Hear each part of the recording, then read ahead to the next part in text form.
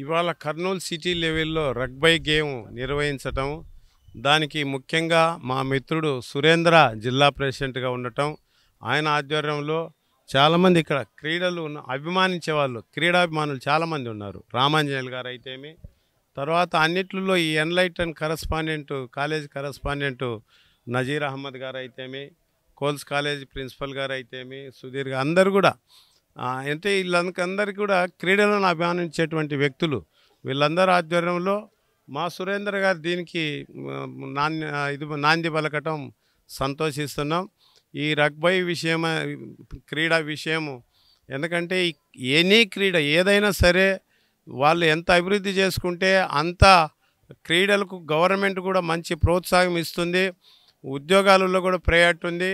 మొన్న ఈ మధ్యనే చూసింటారు మీరు, మన అమ్మాయి కర్నూలు అమ్మాయి జాఫ్రీన్ అనే అమ్మాయికి గ్రూప్ 1 పోస్ట్ ఇవ్వటం జరిగింది.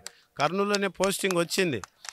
సో ఈ రకంగా వీళ్ళు కూడా ఎంకరేజ్మెంట్. ఇది ఒక ఏదో సాధిస్తామో లేదో అది వేరే సంగతి, కానీ వాళ్ళ సెల్ఫ్గా కూడా ఆరోగ్యం బాగుంటుంది, మైండ్ ఫ్రెష్గా ఉంటుంది.